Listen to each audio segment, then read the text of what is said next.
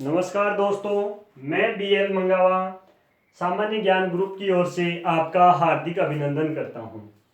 दोस्तों, सामान्य ज्ञान ग्रुप इस लॉकडाउन में कुछ फ्री यूट्यूब क्लासें भी चला रहा है और बहुत सारी टेस्ट सीरीजें भी इस ग्रुप में चल रही हैं। तो दोस्तों, गणित का जो डर आपके मन में है उसको दूर करने के लिए मैं आपके सामने एडवांस मैथ लेकर आ रहा हूँ। एडवांस मैथ के कुछ टॉपिक आपके सामने प्रस्तुत करूंगा। दोस्तों, सबसे पहले हम एडवांस में शुरुआत करते हैं त्रिकोणमिति से। इससे दोस्तों, त्रिकोणमिति से। दोस्तों, त्रिकोणमिति को इंग्लिश में ट्रिग्नोमेट्रिक बोलते हैं। दोस्तों, इसका नाम सुनते ही कुछ बच्चों के मन में अजीब सा फील होता है, अजीब सा डर होता है कि ये क्या है, हमें समझ में नहीं आता है। दोस्तों, मैं आपसे गारंटी लेकर कहता हूं कि आप अगर मेरे वीडियो लगातार देखते रहोगे, लगातार क्लास देखते रहोगे, तो आपके मन का ये डर जरूर दूर कर दूंगा मैं त्रिकोणमिति से। और इसके सवाल हर एग्जाम में आते हैं, जरूर हर सवाल आपका सही होगा, पूरी गारंटी के साथ कहता हूं। दोस्तों, तो त्रिकोणमिति को समझने से पहले हमें त्रिभुज को समझना होगा। और क्या चीज है त्रिकोणमिति? तो सबसे पहले मैं अगर त्रिकोणमिति की परिभाषा की बात करूं कि त्रिकोणमिति की परिभाषा क्या होती है, दोस्तों, यह गणित की एक शाखा है। आपको पता है विज्ञान की शाखा गणित है और गणित की शाखा क्या है? त्रिकोणमिति। तो इसकी परिभाषा किस हिसाब से लिखेंगे दोस्तों? गणित की वह शाखा, गणित की वह शाखा जिसमें त्रिभुज के कोणों व भुजाओं के फलनों का अध्ययन किया जाता है। भुजाओं के फलनों का अध्ययन किया जाता है। दोस्तों, ये फलन क्या चीज है आप समझते जाना। अध्ययन किया जाता है। दबाव मत बनाइए अपने आप पर, आराम से समझ में आएगा। हर चीज क्लियर करूंगा दोस्तों आपके सामने कि फलन क्या चीज है और इसमें कैसे इसका अध्ययन किया जाता है। सब चीजें आपके सामने प्रस्तुत की जाएगी। ये मेरा पहला वीडियो है, लगातार वीडियो आएंगे, आपको समझ में आता जाएगा। एक एक चीज बेसिक से कॉन्सेप्ट से पूरे जो नीचे का जो स्तर है उससे लेकर पूरे कॉन्सेप्ट को क्लियर करूंगा। दोस्तों, सबसे पहले इसमें गणित की ये शाखा जिसमें त्रिभुज के कोणों और भुजाओं के फलनों का अध्ययन किया जाता है। इसका मतलब इसमें क्या प्रयोग होगा? त्रिभुज। यहां पकड़ो, देखो क्या प्रयोग होगा? त्रिभुज, यानी कि त्रिकोण किसको कहते हैं? त्रिभुज को। त्रिकोण किसको कहते हैं? त्रिभुज को, जिसमें 3 कोण होते हैं। दोस्तों, ठीक है दोस्तों। तो अब बात करें इसमें सबसे जो महत्वपूर्ण इसकी विशेष बात होती है दोस्तों, वो ये होती है कि इसमें हमेशा और हमेशा समकोण त्रिभुज का प्रयोग किया जाएगा। कौन से त्रिभुज का प्रयोग किया जाएगा? दोस्तों, समकोण त्रिभुज का प्रयोग किया जाएगा। इसकी विशेष बात क्या है? इसमें समकोण त्रिभुज का प्रयोग किया जाएगा। तो चलते हैं एक समकोण त्रिभुज की स्ट्रक्चर समझते हैं। दोस्तों, ये लो, ये एक मान लो हम समकोण त्रिभुज लेते हैं। समकोण त्रिभुज किसको कहते हैं दोस्तों? वह त्रिभुज जिसका एक कोण 90 डिग्री होता है। एक कोण समकोण होता है या एक कोण 90 डिग्री होता है, उसको क्या कहते हैं? समकोण त्रिभुज कहते हैं। तो दोस्तों, मैंने ये एक ABC समकोण त्रिभुज लिया, ठीक है दोस्तों। अब इसका ये एक कोण समकोण का मतलब 90 डिग्री है। अब इस त्रिभुज की स्ट्रक्चर को समझना, इसमें हमेशा न्यून कोण अध्ययन किसका किया जाएगा? न्यून कोण का। किसका अध्ययन किया जाएगा? न्यून कोण का। समझ में आएगा दोस्तों? जिसको हम थीटा या फिर फाई का प्रयोग करेंगे दर्शाने के लिए। थीटा या किसका प्रयोग करेंगे? फाई का प्रयोग करेंगे दोस्तों, ठीक है। तो अब इसमें न्यून कोण, अब ये भी न्यून कोण है और ये भी है। मान लो मैंने C कोण को लिया, थीटा मान लिया, तो इस कोण से क्या किया जाएगा? इस त्रिभुज का अध्ययन किया जाएगा दोस्तों, ठीक है दोस्तों। अब देखते हैं इस त्रिभुज की प्रॉपर्टी। त्रिभुज की सबसे बड़ी भुजा, त्रिभुज की सबसे बड़ी भुजा क्या कहलाती है दोस्तों? कर्ण। क्या कहलाती है? कर्ण, ठीक है दोस्तों। इस न्यून कोण त्रिभुज जिस पर टिका हुआ होता है वो कहलाता है दोस्तों आधार। क्या कहलाता है? आधार। और त्रिभुज इस कोण के सामने वाली लंबवत भुजा क्या कहलाती है दोस्तों? लंब कहलाती है। समकोण त्रिभुज की 3 प्रॉपर्टीज होती हैं जो आपके सामने प्रस्तुत की है, यानी कि इसमें हमेशा न्यून कोण से अध्ययन किया जाएगा और सबसे बड़ी भुजा कर्ण कहलाती है। इसके नीचे का जिस पर ये त्रिभुज टिका होता है, ये कोण टिका होता है, वो आधार कहलाता है, और लंबवत भुजा क्या कहलाती है दोस्तों? लंब कहलाती है। अब इसका त्रिकोणमितीय राशियों में क्या प्रयोग होता है दोस्तों? तो देखना दोस्तों, ये परिभाषा मैं उम्मीद करता हूं आपने स्क्रीनशॉट ले लो इसका, या इसको आपने समझ लिया होगा। अब देखते हैं इसकी त्रिकोणमितीय राशियों में इसका क्या प्रयोग होता है दोस्तों। हमें 6 त्रिकोणमितीय राशियां दी जाती हैं दोस्तों। कौन कौन सी? Sine theta, cos theta, tan theta, cot theta, sec theta और कोसेक थीटा। दोस्तों समझ में आया होगा। Sine theta, cos theta, tan theta, cot theta, sec theta और कोसेक थीटा सब पढ़कर आए हो, सब नाम सुने हैं इसके, आराम से समझ में आएगा दोस्तों, केवल दबाव मत लें। ये ऑनलाइन क्लास है, लेकिन मेरा मकसद है इसको ऑफलाइन की तरह आप समझिए, आराम से वीडियो को रोक रोक कर देखें। अब देखो दोस्तों, साइन थीटा का मान इस त्रिभुज के आधार पर क्या होता है त्रिकोणमितीय में? लंब बटेवे कर्ण, यानी कि इसका एक सूत्र होता है दोस्तों, लाल बटे कक्का, LAL KKA, यानी कि पहली जो मान है वो साइन थीटा का होता है, लंब बटेवे कर्ण। फिर दूसरा मान आएगा दोस्तों कोस थीटा का, बोले तो आधार बटेवे कर्ण।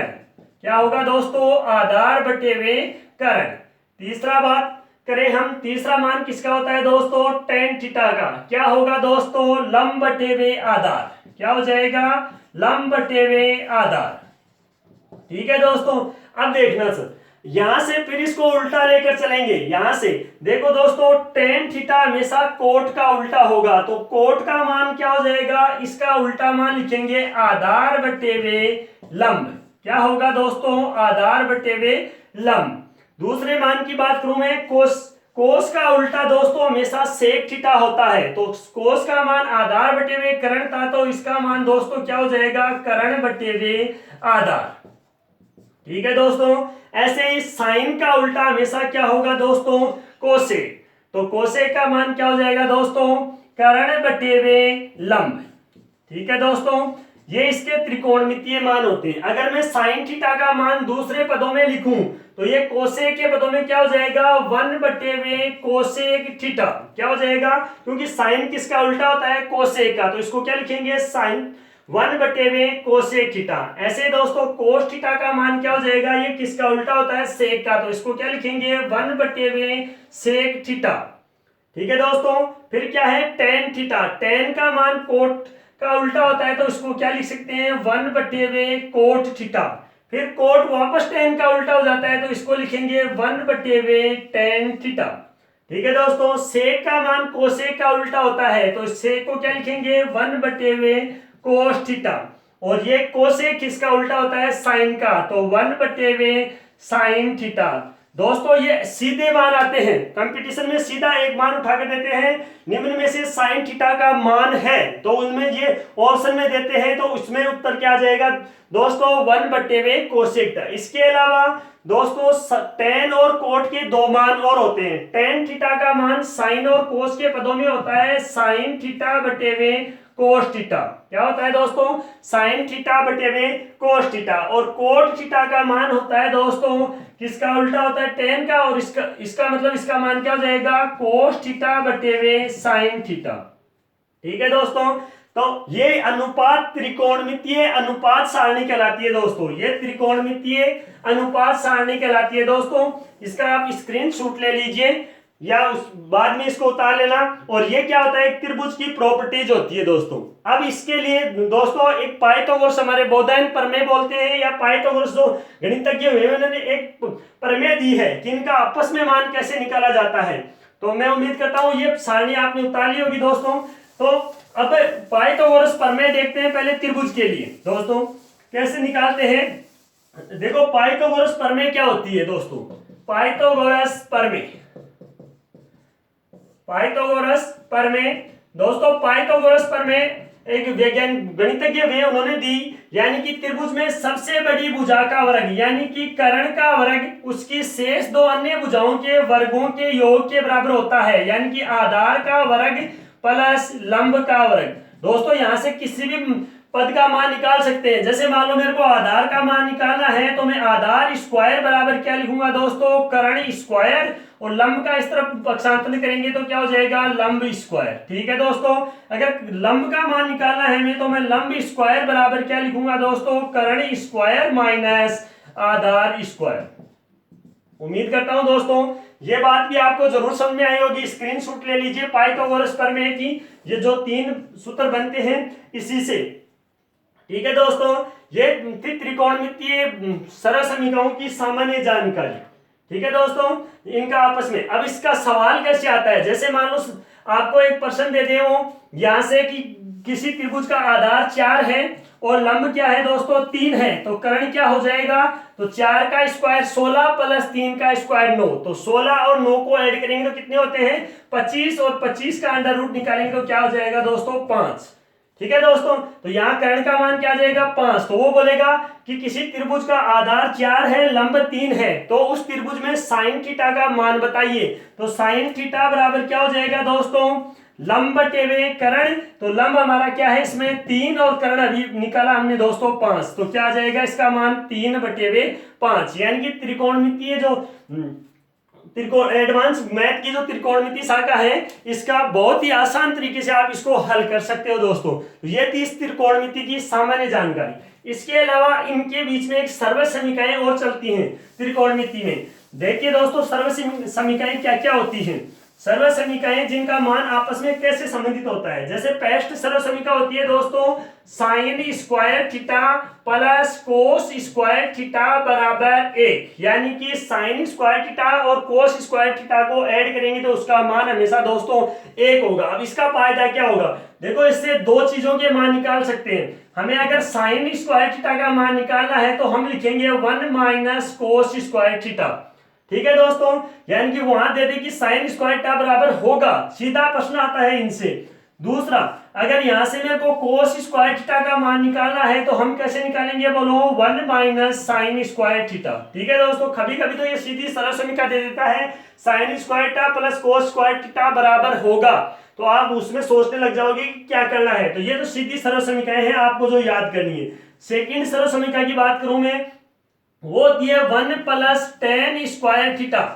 1 प्लस टेन स्क्वायर थीटा बराबर होती है दोस्तों सेक स्क्वायर थीटा। ठीक है दोस्तों, 1 प्लस टेन स्क्वायर थीटा बराबर सेक स्क्वायर थीटा। अगर इसको से मैं बदलना चाहूं कि मेरे को यहां से टेन स्क्वायर थीटा का मान निकालना है तो दोस्तों क्या लिखेंगे सेक स्क्वायर थीटा माइनस 1। ठीक है दोस्तों, इसी के रूप बने हैं। ऐसे इसका दूसरा रूप बनाना चाहूं मैं तो अगर सेक स्क्वायर थीटा इस टेन का पक्षांतर कराऊं माइनस के टेन स्क्वायर थीटा, इसका मान हमेशा क्या होता है 1। ध्यान रखना दोस्तों, वो कंफ्यूजन करने के लिए यहाँ प्लस का चिन्ह दे देगा, यहाँ प्लस है तब 1 है, यहाँ माइनस है तब 1 है, ये ध्यान रखने की बात है दोस्तों। ठीक है ना दोस्तों, अगर ये दूसरी सरल समीकरण और एक तीसरी सरल समीकरण होती है दोस्तों इसकी तरह ही 1 प्लस टेन की जगह दोस्तों हो जाएगा कोट स्क्वायर थीटा बराबर सेक की जगह होता है दोस्तों कोसेक स्क्वायर थीटा। अब इसके भी 2 रूप बनते हैं। अगर आपको कोट का मान याद करना है तो कोट स्क्वायर थीटा बराबर हो जाएगा दोस्तों कोसेक स्क्वायर थीटा माइनस 1, और अगर यहां से आपको कोसेक का पक्षांतर कराएं दूसरा रूप बनाएं कोसेक स्क्वायर थीटा, कोट का पक्षांतर कराएं माइनस कोट स्क्वायर थीटा, तो क्या बच जाएगा दोस्तों मान 1। यहाँ यानी कि दोस्तों यहाँ पर माइनस का चिन्ह है तब मान 1 है, और यहाँ पर भी देख लो माइनस का चिन्ह था तब मान 1 है, लेकिन यहाँ प्लस के चिन्ह में 1 है। अब इसका फायदा क्या है दोस्तों, एजिटिज प्रश्न आता है इसका कंपटीशन में, एजिटिज एक सर्व समीकरण उठाकर देता है, केवल इसको क्या करना है आपको याद, तो यहाँ लिख लेना सर्व समीकरण दोस्तों, और इसको ऐसे के ऐसे बुक में ऐड कर लेना अपनी, और इसको याद करना है दोस्तों अपनी रफ कॉपी में ऐड कर लेना, और इसका स्क्रीनशॉट ले लो दोस्तों। अब नेक्स्ट जो चलेंगे इसमें दोस्तों आज का इतना ही। नेक्स्ट में ये आपको याद करना है इसका प्रयोग और क्या पढ़ेंगे आगे क्या और समझना है इसमें नेक्स्ट वीडियो में हम आपको बताएंगे। ठीक है दोस्तों, धन्यवाद दोस्तों। सामान्य ज्ञान ग्रुप परिवार को आपको की तरफ से चलाए गए इस चैनल को आपको सब्सक्राइब करना है, इसके वीडियो को लाइक करना है और ज्यादा से ज्यादा दोस्तों में शेयर करना है। धन्यवाद दोस्तों।